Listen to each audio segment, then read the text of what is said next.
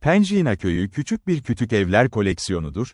Kuzeyde yer alan düz tepeli yurtlar ve dört ayaklı balaganlar adını taşıyan nehrin kıyısında, yaklaşık yarı yolda Okhotsk Denizi ve Anadisk. Burada esas olarak Meşçanlar, Meşçans, yani özgür Rus köylüleri yaşanır, ancak aynı zamanda az nüfuslu, birkaç Çans, yani yerli Sibirya yerlisi, 18. yüzyılda Rus Kazakları tarafından boyun eğdirilmişti ve şimdi fatihlerinin dilini konuşan ve az sayıda kazananlar balıkçılık ve kürk ticaretiyle geçimini sağlıyordu. Kasaba korunaklıdır. Kuzeyde ise yaklaşık 100 feet yüksekliğinde çok dik bir uçurum var, ki bu, Rus yerleşimlerinin yakınındaki tüm tepeler gibi, zirvesinde 3 kollu bir Yunan haçı bulunur. Karşısındaki nehir yerleşim yaklaşık 100 yard genişliğindedir ve kıyıları ağaç, kavak, söğüt ve aspın ile yoğun şekilde odunlaşmıştır. Borçlu baharları yatağında ısıtmak için, bu sefer asla tamamen donmaz ve 40 derece sıcaklıkta yoğun bulutlar yayıyor. Buhar bombası köyü Londra gibi etkili bir şekilde gözden saklıyor siz. Penjina'da 3 gün kaldık, çevre bölgeleri ve hattımız için direkleri kesmesi için adamları görevlendirmek. Biz halkı neşeli, iyi niyetli ve misafirperver buldu ve planlarımızı ilerletmek için ellerinden geleni yapmaya hazırlar, ama tabii ki telgraf hakkında hiç duymamışlardı ve ne yapacağımızı hayal edemiyorlardı. Kesmesi için çok sabırsızlandığımız direklerle yapacaktık. Bazıları, Giziga'dan ahşap bir yol inşa etmeyi planladığımızı söyledi. Anadisk, böylece Dada gidip gelmek mümkün olurdu yaz, diğerleri ise 2 adamın Amerikalı olsalar bile, ahşap bir yol inşa edemezlerdi, 600 verst uzunluğunda ve asıl amacımız biraz inşa etmek oldukça büyük bir ev. Bu büyük kullanıma dair sorular sorulduğunda ancak ev teorisinin savunucuları bina ile kapsanmıştı, kafa karışıklığı ve sadece fiziksel imkansızlığı üzerinde ısrar edebildi, bir yol ve rakiplerine evi kabul etmeye ya da önermeye çağırırlar, daha iyi bir şey. 16 sağlam adamla savaşmayı başardık, ancak makul bir tazminat karşılığında direkleri kesmek için gerekli boyutlar, 21 feet uzunluğunda ve 5 inç çapında en üstte ve mümkün olduğunca çok kesip üst üste koymalarını söyledi. Nehir kıyılarına kadar yukarı çıkacaklar. Burada belirtmek isterim ki, Anadirk'tan döndüğümde Mart ayında Penjina olan 500 sayısında direklere bakmaya gittim, erkekler kesmişti. Büyük bir şaşkınlıkla, neredeyse hiç yoktu, birinin üstü çapı 12 inçten küçük ve o çoğu o kadar ağır ve hantalsızdı ki bir düzine adam taşıyamazdı onları hareket ettir. Yerlilere yapmayacaklarını söyledim ve nedenini sordum, daha küçük kuşatmamışlardı, benim talimatladığım gibi. Cevap verdiler, en üste bir yol inşa etmek istediğimi sanıyorlardı. Bu kutuplar ve kutupların sadece 5 inç çapında olduğunu biliyorlardı, onu tutacak kadar güçlü olmazdım. Buna göre kesmişlerdi devlet binası için direk olarak kullanılabilecek kadar büyük ağaçlar. Hala orada, Arktik karların içinde gömülü bir şekilde yatıyor ve bundan şüphem yok ki o kadar uzun yıldır. Bu nedenle, Macaulay'in Yeni Zelandalı eskizini bitirdiğinde St. Paul's harabeleri ve tamamlanması için Sibirya'ya gitmiş olacaklar. Eğitimi, memleketi sürücüleri tarafından hikayelerle eğlenecek 2 deli Amerikalının bir zamanlar yükseltilmiş bir demiryolu inşa etmeye çalışması Okhotsk Denizi'nden Bering Boğazı'na kadar uzanıyordu. Umarım Yeni Zealander bir kitap yazacak ve 2 çılgın Amerikalıya görüşecek, onların emeklerinin hak ettiği onur ve ölümsüzlük yükseltilmiş demiryolu ise veremedi. Penjina'dan 31 Aralık'ta Anadirk'a doğru ayrıldık.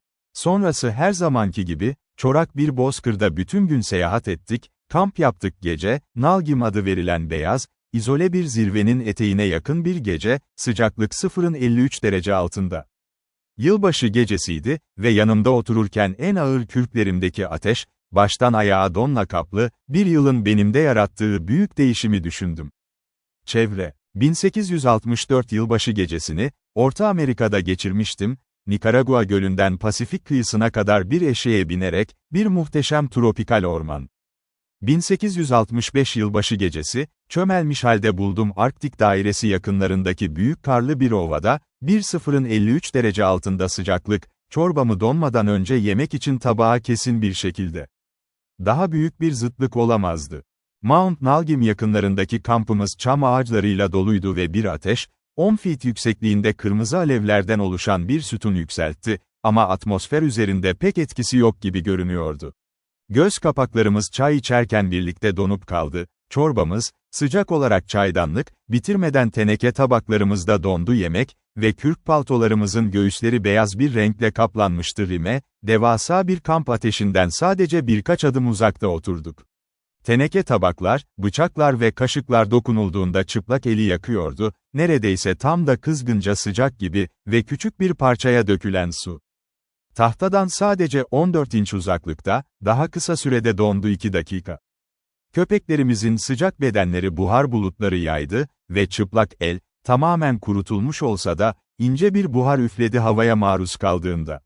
Daha önce hiç bu kadar düşük bir deneyim yaşamamıştık sıcaklık. Ama çok az şey acı çektik. Sadece ürkütme ve Doud, iyi bir ateş ve bol yağlı yiyeceklerle bunu yapacağını ilan etti. 15 derece daha aşağıya gitmekten korkmayın.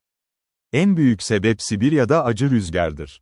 20 derece sıfırın altında, taze bir iz çok zorlayıcı ve sıcaklıklı bir rüzgar fırtınası eksi 40 derece ile neredeyse dayanılmaz bir durum. Şiddetli soğuk başlı başına değildir, özellikle hayat için tehlikeli. Bir adam ki bol bir akşam yemeği yiyecek. Kurutulmuş balık ve don, Sibirya kostümü giydirip sürünerek ağır bir kürk torbasına koyup, bir geceyi dışarıda sıcaklıkta geçirebilirsiniz. Eksi 70 derece ciddi bir tehlike olmadan, ama yorgunsa, uzun süredir seyahat eder, kıyafetleri terden ıslaksa, ya da ıslanmamışsa yeterince yemek yiyecek, termometre sıfırda donarak ölebilir. Arktik gezgin için en önemli kurallar şunlardır: bol miktarda yemek, yağlı yiyecekler, aşırı yorgunluk ve gece yolculuklarından kaçınmak için ve asla şiddetli egzersizlerle bol terlemeye girmek, geçici bir sıcaklık. Yoksul bir bölgede gezgin çukçiler gördüm, ahşaptan ve tehlikeli bir sıcaklıkta, bütün gün acıyla seyahat etmek, ayaklarını ısıtmaya çalışarak tüketmek yerine koşuyor. Asla egzersiz yapmazlardı. Ancak kesinlikle egzersiz yaptıklarında donmamak için gereklidir. Doğal bir sonuç olarak, bunlar gece sabahları kadar taze olurdu ve eğer ateş için odun bulamadı ya da beklenmedik bir şey tarafından zorlandı, 24 saat boyunca seyahat etmek için acil bir zorunluluk vardı, bunu yapacak güç. Aynı altında deneyimsiz bir gezgin koşullar nedeniyle, gün boyunca tüm enerjisini tüketirdi, mükemmel sıcak kalmaya çalışmak ve geceleri, terle ıslak ve çok fazla şiddetli egzersizden yorulduğunda, neredeyse kaçınılmaz olarak donarak öldüler. Akşam yemeğinden sonra 2 saat boyunca Doud ve ben ateşin yanında oturup denedik, yoğun soğuğun ne yapacağını görmek için deneyler yaptı. Saat 8'ler civarında gökyüzü aniden bulutlarla kaplandı ve bir saniyeden kısa bir süre sonra saat boyunca termometre neredeyse 30 derece yükselmişti. Tebrik ediyorum, bu şanslı hava değişikliğiyle kendimiz, içine sürünerek girdik, kürk torbalarımızı alıp uzun Arktik'ten olabildiğince çok uyuduk gece. Sonraki birkaç gün boyunca hayatımız aynı monoton rutinle geçti. Zaten çok aşina olduğumuz binicilik, kamp ve uyuma. Geçtiğimiz ülke genellikle kasvetli, ıssız ve ilgi çekici değil, hava rahatsızlık için yeterince soğuktu ama değildi. Dış mekan hayatını tehlikeli veya heyecan verici kılacak kadar büyük, günler sadece 2 ya da 3 saat sürüyordu ve geceler bitmek bilmiyordu. Öğleden sonra erken kampa girerken, güneş kaybolunca önümüzde yaklaşık 20 saatlik bir karanlık vardı, bu karanlıkta ya da kendimizi bir şekilde eğlendirmek ya da uyumak. Herkes için 20 saat uyku ama bir Rip Van Winkle oldukça aşırı dozdu ve en az yarı süredir o zaman oturmaktan başka bir şey düşünemeyeceğimiz zaman. Ayı derislerinde kamp ateşi yakmak ve konuşmak. Petropavlov'dan ayrıldığından beri, konuşmak başlıca eğlencemizdi ve cevap vermiş olsa da ilk 100 gece civarında çok iyi görünüyordu. Şimdi biraz monoton ve zihinsel kaynaklarımız kesinlikle tükeniyordu. Hakkında hiçbir şey bildiğimiz tek bir konu bile düşünemiyorduk ki bu konular konuşulmamış, eleştirilmemiş ve tartışmalı değil, kemik. Birbirimize tüm tarihimizi ayrıntılı şekilde anlatmıştık. Kendi hayatlarımızı, atalarımızın hayatıyla birlikte onlar hakkında hiçbir şey bildiğimiz zaman. Her şeyi tam olarak tartıştık, aşk, savaş, bilim, siyaset ve din gibi bilinen sorunlar dahil hiçbir şey bilmediğimiz ve sonunda olduğumuz çok sayıda ordunun büyüklüğü gibi konuşma konularına indirgenmiş. Herksin Yunanistan'ı işgal ettiğini ve Noça'nın muhtemel kapsamını sel. Çünkü karşılıklı bir varlık yoktu. Bu önemli iki konuda tatmin edici bir sonuç, sorular için tartışma 20 ya da 30 yıl sürmüştü. Ardışık geceler ve sorular nihayet geleceğe açık bırakıldı düşünce. Umutsuz acil durumlarda, diğer tüm konularda konuşma başarısız oldu, Herx ve Flood, ancak bu konular, Her iki tarafta Giziga'dan ayrıldıktan kısa süre sonra yedek tutuldu ve Dernier Resort, korak yurtlarında fırtınalı geceler için. Bir gece, biz Şestakova'nın kuzeyindeki büyük bir bozkırda kamp kurmuşlardı. Bu mutlu fikirdi, bu uzun akşamları hayatımı kaybedebileceğim aklıma geldi kapılar, yerli sürücülerime bir ders vererek modern bilimin harikaları. Beni eğlendirirdi ama aynı zamanda onlara talimat verdim, en azından öyle olmasını umuyordum ve devam ettim, bir kez planı uygulamak için. Önce dikkatimi şu noktaya çevirdim: astronomi.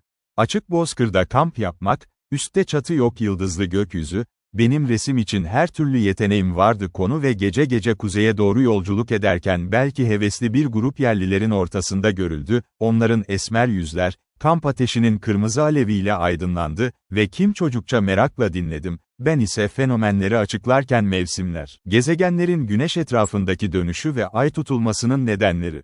John Phoenix gibi ben de buna mecbur kaldım, kendi orlerimi ürettim ve bunu donmuş don parçası ile yaptım, dünyayı temsil etmek için, ay için siyah ekmek parçası ve küçük küçük gezegenler için kurutulmuş et parçaları.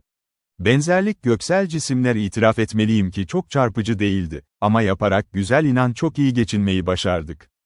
Bir seyirci eğlenmiş olabilir miydi? Ne kadar ciddi bir ciddiyetle dolaştığımı görebilir miydi? Ekmek ve don kendi yörüngelerindeki ve duydum yerlilerden uzun süren hayranlık sesleri getirdim. Ekmek don yığının arkasında tutulmaya dönüştü. İlk dersim, eğer yerel izleyici kitletim sadece temsil ve sembolik karakterini anlayabilen ekmek ve don. En büyük sorun, onların hayal gücü olmasıydı, yetenekleri zayıftı. Ekmeğin ayakta olduğunu görmeleri mümkün değildi, ay ve don için, dünya için, ama onları düşünmekte ısrar etti çünkü birçok karasal ürünün özsel değeri vardır kendi tanrım. Buna göre yerliyi eritip içtiler, Moon'u tam olarak aldı ve hemen bir ders daha istiyordu. Çabaladım onlara bu derslerin amaçlandığını açıklamak için _as_tronomical, _gas_tronomical değil ve o yeme içme gök cisimlerini bu pervasız şekilde kaldırmak çok uygunsuzdu. Astronomik bilimin böyle bir şey tanımadığını onlara temin ettim. Tutulmalar, gezegenlerin yutulmasıyla oluşan tutulmalar olarak ve ancak böyle bir kurat onlar için tatmin edici olabilirdi. Ama çok moral bozucuydu orlerime. İtirazların etkisi çok az oldu ve ben her ders için yeni bir güneş, ay ve dünya sunmaya zorlanıyordu. O kısa sürede bu astronomik şölenlerin giderek daha fazla değiştiği bana anlaşıldı. Tamamen fazla popülerdi. Çünkü izleyicilerim yemekten hoşlanmadı. Her gece tam bir güneş sistemi ve gezegen materyali haline geliyordu kıt. Bu yüzden sonunda taşları kullanmaya zorlandım ve ekmek ve don yerine gök cisimlerini temsil eden kar topları ve o zamandan itibaren astronomik olaylara ilgi yavaş yavaş arttı, azaldı ve derslerimin popülaritesi giderek azaldı, ta ki tek bir dinleyici olmadan bırakıldı. 3 saatlik kısa kış günü çoktan kapanmıştı ve gece, 23 gün süren zorlu yolculuktan sonra çok ilerlemişti. Son varış noktamıza yaklaştık, Rus'un Altıma Tulesi, uygarlık. Kızağımda yatıyordum, neredeyse ağır kürklerin içinde gömülmüştüm ve yarı uykudayken, uzaktaki köpeklerin havlaması yaklaştığımızı haber verirken Anadisk köyüne gidiyor. Aceleyle değişmeye çalıştım. Kalın kürklü torbassa ve Amerikan botları için çoraplar vardı. Ancak kızağım çekilmeden önce çekilmesine şaşırmışım. Rus rahibinin evi, orada durmayı planladığımız ta ki fırsat bulana kadar kendi evimiz için düzenlemeler yapıyoruz. Meraklı bir seyirci kalabalığı kapının etrafında toplanmıştı ve duydukları harika Amerikan S&S, kürklü grubun ortasında, uzun akan saçlı rahip duruyordu ve sakallı, geniş siyah bir cübbe giymiş, üstünde tutuyor uzun bir don mumu vardı, soğuk gece havasında vahşice yanıyordu. Ayaklarımı çoraplarımdan çıkarabildiğim anda indi kızağımdan, kalabalıktan derin selamlar ve "The Raised Wishes" sesleri arasında ve patriarkil rahip tarafından içten bir karşılama aldı. 3 hafta vahşi doğada sertleşmek, sanırım kişisel gelişimimi geliştirmemişti. Görünüşüm ve kostümüm her yerde bir sansasyon uyandırırdı, Sibirya hariç. Yüzüm, aşırı temiz değildi, kararmıştı. 3 haftalık sakal büyümesi, saçlarım kafam karışıktı ve asılı kalmıştı alnımda uzun, yırtık saçlar ve siyah saçak yüzümün etrafındaki ayı derisi bana tuhaf bir vahşi bir havayı veriyordu yüz ifadesi. Aceleyle aldığım Amerikan botları köye girerken çekilen tek şey vardı: önceki uygarlıkla tanışma. Saygılı olanlara cevap vermek çağımsız, Yukagir ve Rus kazaklarının selamları, sarı kürk kapüşonlar ve saksı geyik derisi ceketler kapının etrafında kalabalık haldeydi. Ben rahibi takip ederek eve girdi.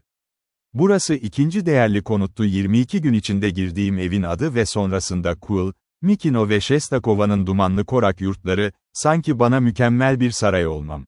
Zemin yumuşak, karanlık halılarla kaplıydı. Her adımda ayaklarının derinlere battığı geyik derisi, alevli bir köşedeki düzenli bir şöminede ateş yanıyor ve odayı su basıyor neşeli bir ışıkla, masalar parlak Amerikan manzaralarıyla kaplıydı. Masa örtüleri, küçük bir altın konik ışık yandı, ardından devasa bir altın kapının karşısındaki tapınak, pencereler camdandı. Buz parçaları ve benim olduğum dumanlı balık mesaneleri alışkın, birkaç resimli gazete bir köşede bir standa duruyordu. Evdeki her şey bir tat ve manzara ile düzenlenmişti. Yorgun bir yolcu içinde hoş karşılanan bir rahatlık, bu ıssız bozkırlar ve medeniyetsiz insanlar diyarında beklenmedik bir yerdi.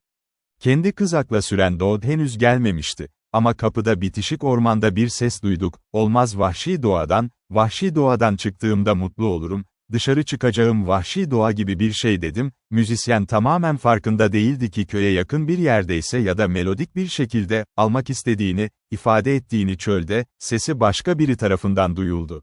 Benim Ruskem çok fazla konuşmam için yeterince kapsamlı veya doğru değildi. Rahiple tatmin edici bir şekilde ve Dodd vahşi doğadan çıkıp utancımı hafiflettiğinde içtenlikle memnun oldum.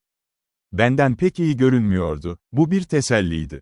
Çizdim, odaya girer girmez zihinsel karşılaştırmalar yaptım ve kendimi ikna etti. Biri diğeri kadar korak gibi görünüyordu ve hiçbiri de değildi. Üstünlüğü nedeniyle medeniyet açısından öncelik iddia edebilirdi elbisenin zarafeti.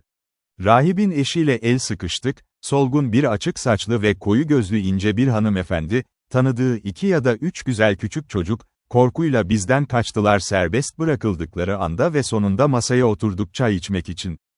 Ev sahibimizin samimi tavrı kısa sürede bizi rahatlattı ve 10 dakika içinde Dodd, bizim hakkında son derece renkli bir anlatımı akıcı bir şekilde anlatıyordu. Maceralar ve acılar, gülmeler, şaka ve vodka içmek. Rahip, onu 10 yıldır tanıyormuş gibi sertçe, dakikalar kadar çok değil. Bu, Dodd'un tuhaf bir yeteneğiydi, ki eskiden sık sık kıskanırdım. 5 dakika içinde, biraz yardımla. Vodka, en sert kişinin törensel rezervini kırırdı. Tüm Yunan kilisesinde yaşlı Patrik ve onu tamamen taşıdım fırtına. Ben ise sadece durup zayıfça gülümseyebiliyordum, yapamıyordum bir kelime söylemek için. Konuşma hediyesi, harikadır. Güzel bir akşam yemeğinden sonra, şaçi veya kızartılmış lahana çorbası, kotletler, beyaz ekmek ve tereyağı, ayı derisimizi üzerine seriyoruz. 3 hafta içinde 2. kez soyunduk ve yatağa gitti. Kürkler olmadan uyumanın hissi ve açık kafalar o kadar garipti ki uzun süre uyanık kaldık. Duvardaki kırmızı titrek ateş ışığını izleyip keyfini çıkarıyorum. Yumuşak, yunlu battaniyelerin lezzetli sıcaklığı ve lüksü, sınırsız uzuvlar ve çıplak ayaklar. Arktik'in hemen güneyindeki 4 küçük Rus ve yerli köyü daireler, topluca Anadisk olarak bilinir ve son halkayı oluşturur. Neredeyse kesintisiz bir şekilde uzanan büyük yerleşim zincirinde Ural dağlarından Bering boğazına kadar olan bir hat. Çünkü özel olarak izole bir durum ve zorluklar ulaşılabilir oldukları tek mevsimde seyahat ediyorlardı. Varışımızdan önce, hiçbir yabancı tarafından ziyaret edilmemişti. Tek istisna olarak Rus hizmetindeki bir İsveçli subay, Anadirk'tan Bering boğazına doğru bir keşif birliğine liderlik eden 1859 ila 60 kışı.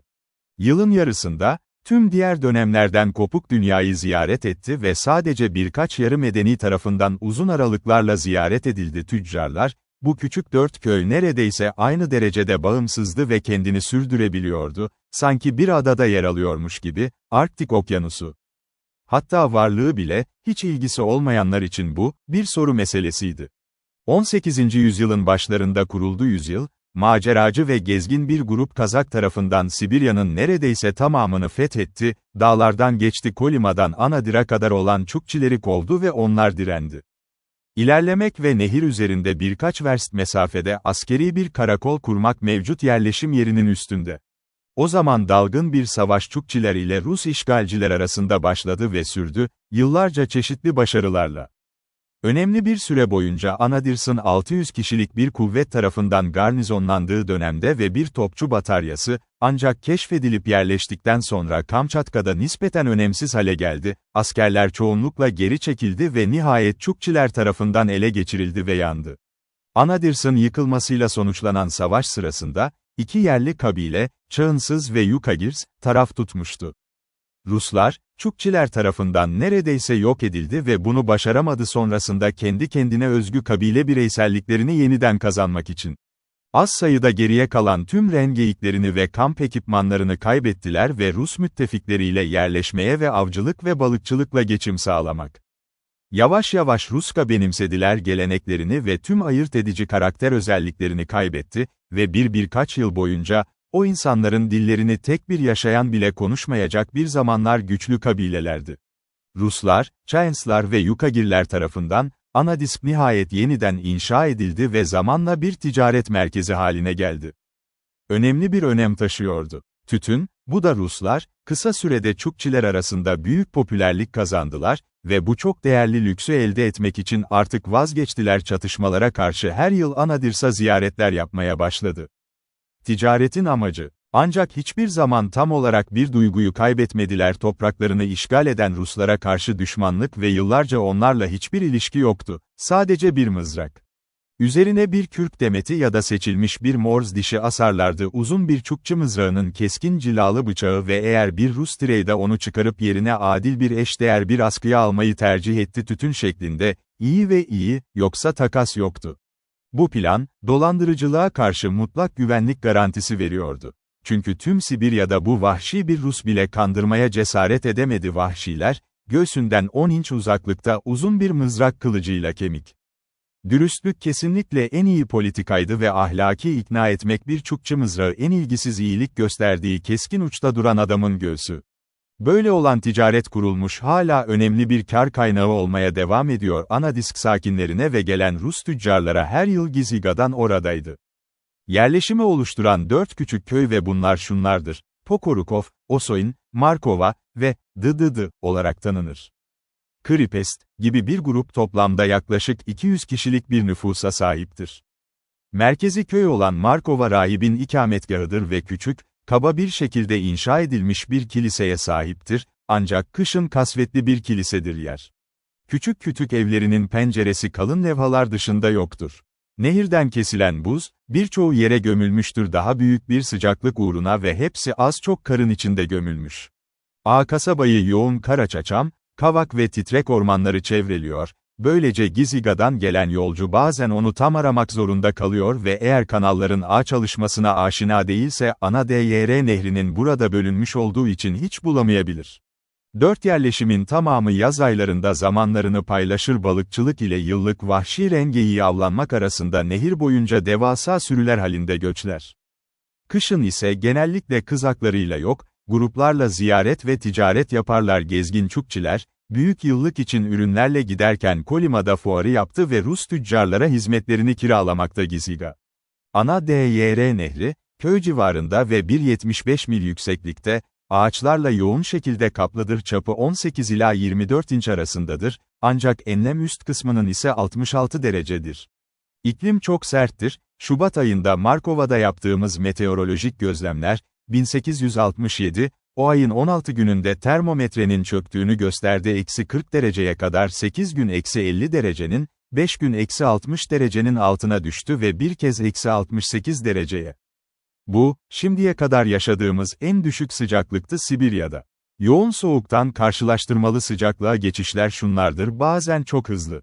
18 Şubat'ta, saat 9'da termometre -52 derece olarak duruyordu, ancak 27 saat içinde 73 saatte yükselmişti ve +21 derece olarak duruyordu. 21'inde +3 derece işareti yaptı ve 22'sinde -49 derece, diğer yönde de aynı derecede hızlı bir değişim.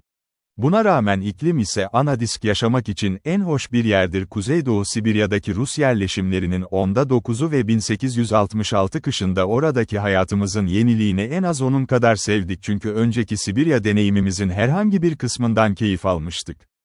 Varışımızı takip eden günü dinlenerek ve hazırlanarak geçirdik, sınırlı kaynaklarla mümkün olduğunca kendimizi temsil edilebilir şekilde fok derisi bavullarımızdan alınıyor. 6 Ocak Perşembe, yeni mimari kuş Rus Noel'iydi ve hepimiz ayağa kalktık gün doğmadan yaklaşık 4 saat önce, erken bir ayine katılmak için kilise.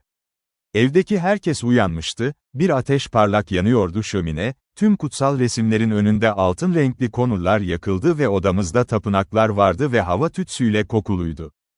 Dışarı kapılar oradaki henüz şafak doğumu işareti yoktu.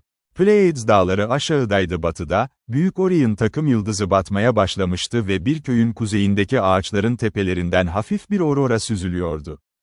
Her bacadan bir duman ve kıvılcım sütunu yükseliyordu, bu da gösteriyordu sakinlerin hepsi hareketliydi. Küçük kütüğün yanına yürüdük, kiliseyi mümkün olan en kısa sürede açıyoruz, ancak hizmet çoktan başlamıştı, içeri girip sessizce eğilen kalabalıkta yerlerimizi aldığımızda tapınanlar.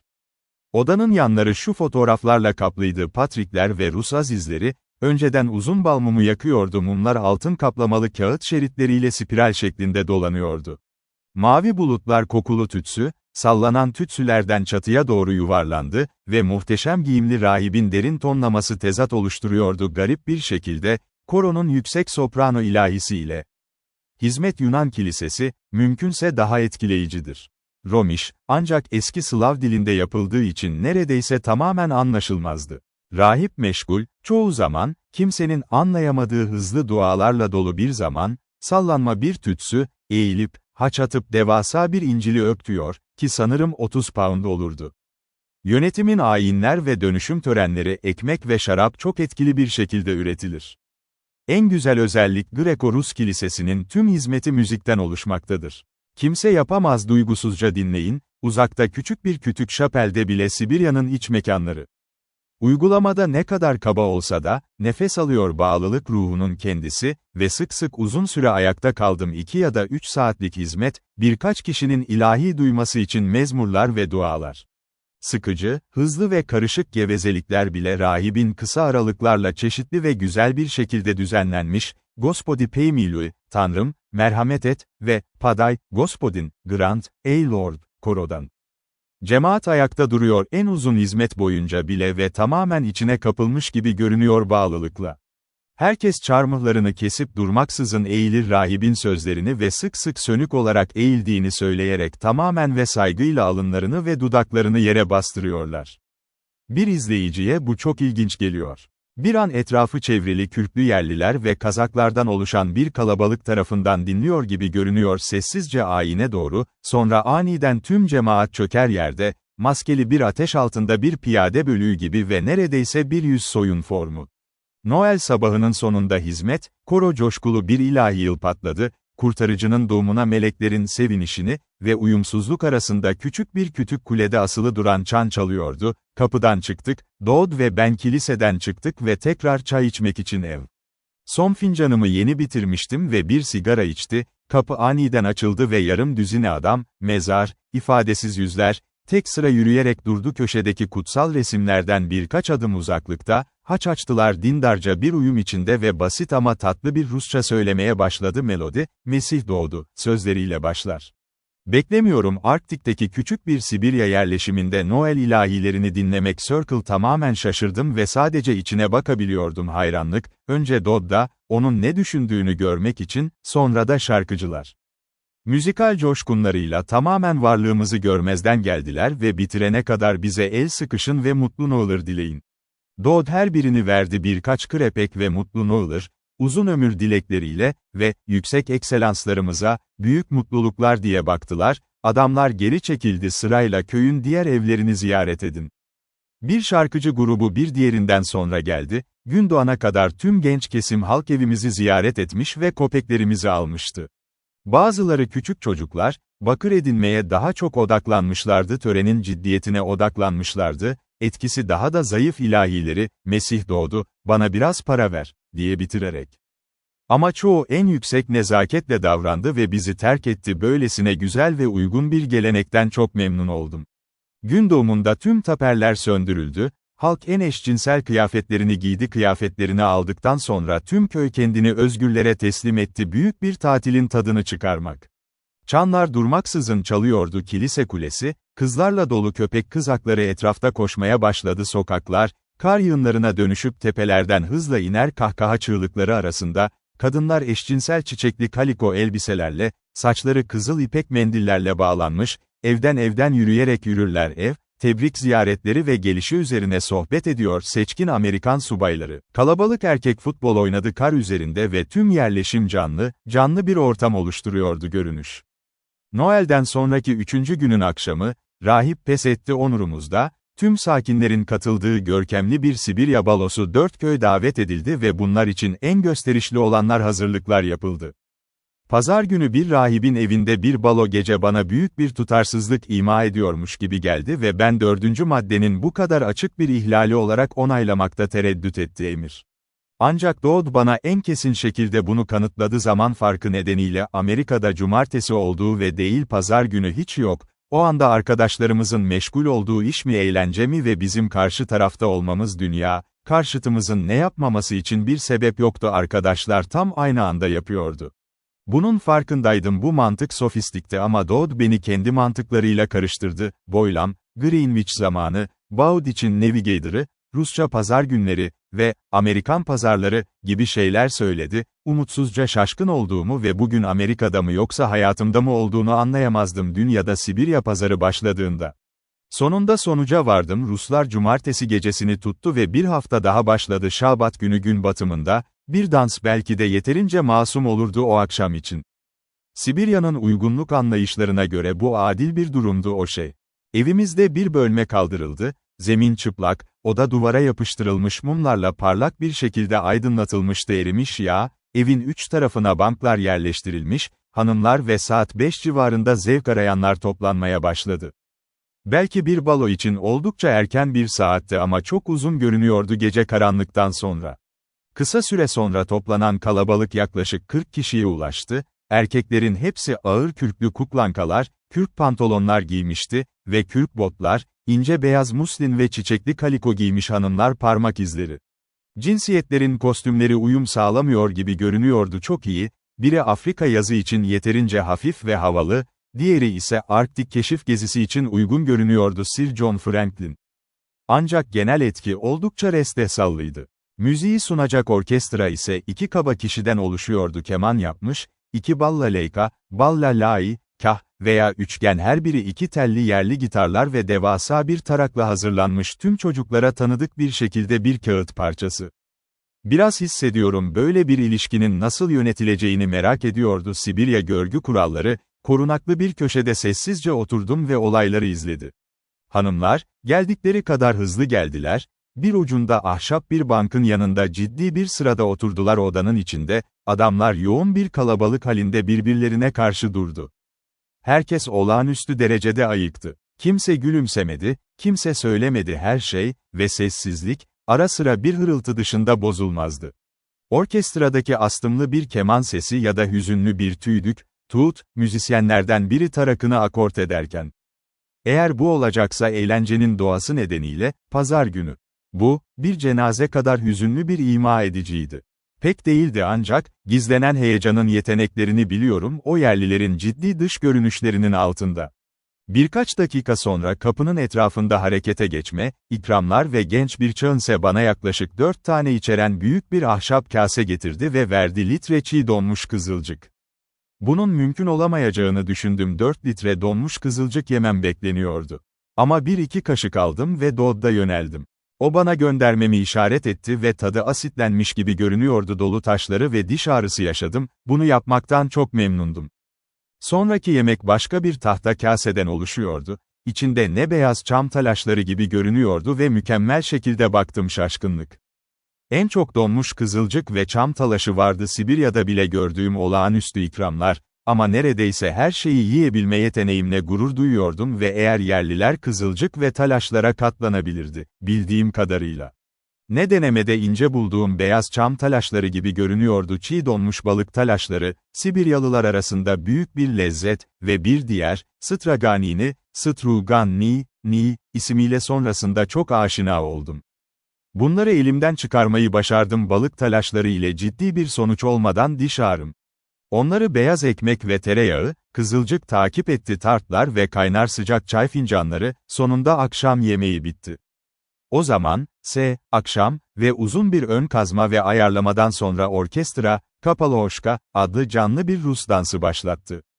Müzisyenlerin başları ve sağ bacakları zamanı vurgulayarak müzik, taraklı adamın yüzü kızardı ve tüm topluluk şarkı söylemeye başladı.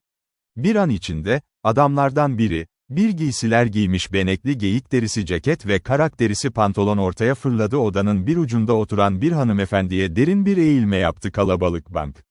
Hanımefendi zarif bir nezaketle ayağa kalktı ve yola çıktılar. Odada yarı dans yarı pantomim gibi bir tür ilerliyor ve müziğe tam zamanında emekli oldu, geçiş yaptı ve döndü, hızla etrafından dolandı. Adam görünüşe göre hanımefendiyle sevişiyordu ve Lady tüm yaklaşımlarını geri koydu, yüzünü kapattı ve yüzünü gizledi mendiliyle.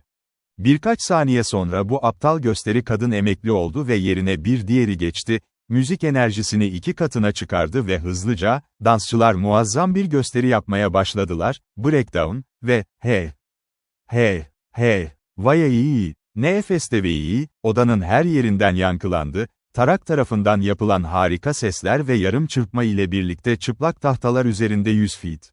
Kanım damarlarımda dans etmeye başladı bulaşıcı heyecanla. Birden adam üzerine çöktü, karnını partnerinin ayaklarının dibinde yere bıraktı ve zıplamaya başladı, dirseklerinde kocaman kırık bacaklı bir çekirge gibi etrafında ve ayak uçlarının uçları. Bu olağanüstü başarı salonu büyük ölçüde sarstı. En çılgın coşku ve bağırış, şarkı söyleme gürültüsü boğuldu, tüm aletler hariç, tarak, hala bir tarakla hala uğultulu gibi çalışıyordu. İskoç gaydası son acılarında. Böyle şarkı, böyle dans ve daha önce hiç tanık olmadığım böyle bir heyecan. Bunlar benim yerimden süpürdü, kendini ele geçirme, bir borunun bir saldırı sesi gibi. Burada son olarak, adam ise tüm kadınlarla ardışık dans ettikten sonra o da, görünüşe göre bitkin bir şekilde durdu ve şüphem yok ki ve terler yüzünden akarak süzülürken kendini tazelemek için donmuş kızılgılar arıyordu şiddetli çaba. Bu dans, Raski olarak adlandırılır, Ruski, Kazak valsi olarak bilinen başka bir eserin ardından geldi. Dodd büyük şaşkınlıkla hemen katıldı. Dans edebileceğimi biliyordum, elinden gelen her şeyi, yani, kırmızı ve mavi kaliko giymiş bir hanımefendini davet etmek, katıldım, yerimi aldım. Heyecan 2 Amerikalı dönmeye başladığında tarif edilemez bir durum sıvı odada hızla dolaşıyor, müzisyenler neredeyse panika içindeydi, daha hızlı oynamaya çalışırken, taraklı adam kendini üfledi, bir öksürük krizi ve oturmak zorunda kaldım ve sıradan bir serseri, Trump, 50 ya da 60 feet'ten müziğe zaman işaret ederdi. Birlikte, vallahi, diye cesaret verici bağırışlarla Amerikansı. Hey, ve tüm çılgın kalabalığın fırtınalı şarkı söylemesi. Sesin perdesi bu yerlilerin parkurda kendilerini geliştirdiği heyecan. Bu danslardan neredeyse inanılmazdır ve harika bir şekilde bir yabancıya bile ilham verici bir etki yaratıyordu. Geçici olarak olmasaydım doğaüstü bir coşkuyla deli olmuştum. Kendimi asla yapmamalıydım, o Kazak valsini dans etmeye çalışmak saçma. Bu kabul edilir, Sibirya'da büyük bir görgü ihlali olarak, bir kez daha iyi olduktan sonra dans edene kadar oturmak ya da en azından teklif vermek, odadaki tüm hanımlarla birlikte dans etmek ve eğer varsa çok sayıda olsa da, çok yorucu bir eğlence türü. Zamana kadar Dodd ve ben dışarı koşmaya hazırdık, bir kar yığınına girer ve donmuş balık ile kızıl mersini dolu dağınık yer. Tüm fiziksel sistemimiz ateşli bir sıcaklıkla eriyip gidiyordu. Amerikalıların bu konuda ne kadar saygı gördüğünün bir örneği olarak Anadirson o karanlık yerleşimini sadece şu anda belirteceğim. Kazak valsimin bir bölümünde ağır çizmemle yanlışlıkla adım attım bir Rus köylüsünün ayağında. Yüzünün yıprandığını fark ettim. Yoğun acı ifadesi ve dans anında bitti. Dodd tercümanlık ederek ona gittim ve özür diledim. O bolca eğilerek beni böldü, acımadığını itiraz etti, hiç ona vermiyordu ve vurgu yaparak onun samimiyetini, ayağına basılmasını bir onur olarak gördüğünü bir Amerikalı tarafından.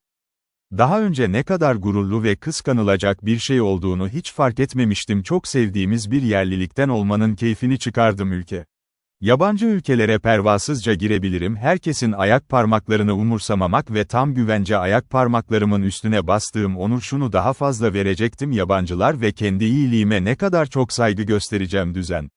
Burası açıkça takdir edilmeyen Amerikalıların kullanabileceği yerdi, kendine gel. ve eğer herhangi bir genç adam kendi değerlerinin doğru olmadığını fark ederse evde tanınırken, ona tüm ciddiyetle Sibirya'ya gitmesini tavsiye ediyorum, yerliler onun üstüne basmasını bir onur olarak görecekler ayak parmakları. Danslar, meraklı yerli oyunlarla ve sık sık dondurulmuş kızılbık ikramları eğlenceyi uzattı, ta ki saat 2 civarında, nihayet 9 saat sürmüş bir şekilde ayrıldı. Bu dans partisini biraz ayrıntılı olarak anlattım çünkü tüm bölgelerin yarı medeniyetli sakinlerinin başlıca eğlencesi Sibirya'daki Rus yerleşimleri ve her şeyden daha iyi görünür halkın dikkatsiz, mutlu tavrı. Tatil boyunca tüm halk sadece ödeme yaptı ziyaretler, çay partileri veriyor ve dans ederek kendilerini eğlendiriyor, kızak sürmek ve top oynamak. Noel ile her akşam arasında yeni yıl, harika kostümler giymiş maskeli balo grupları gitti köydeki tüm evlere müzik eşliğinde etrafında ve mahkumlar şarkı ve danslara eşlik ederdi. Bu küçük evlerin sakinleri Kuzeydoğu Sibirya'daki Rus yerleşimleri en dikkatsiz olanlardır, dünyadaki sıcak kalpli, misafirperver insanlar ve onların sosyal hayatları, kaba olsa da, tüm bu özelliklere sahip. Yok tören veya duygu, herhangi bir özel tarafından, stil gösterme, sınıf. Herkes birbirine karışır ve birbirlerine en sevgi dolu samimiyet, erkekler sık sık birbirlerini öpüyorlardı tanışıp ayrılırlar, sanki kardeşlermiş gibi. Hepsinden izole olmaları dünyanın geri kalanı onları bir arada bağlamış gibi görünüyor. Karşılıklı sempati ve bağımlılık ve tüm kıskançlık duygularını kovdu, kıskançlık ve küçük bencillik.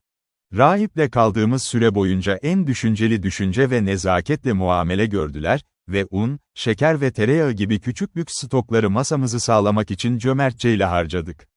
Sürdüğü sürece bunu bizimle paylaşmaktan mutluluk duydum, ama hiç tazminat ima etmedi ya da misafirperverliğin gerektirdiğinden fazlasını yaptığını düşünmek bile mümkün değildi.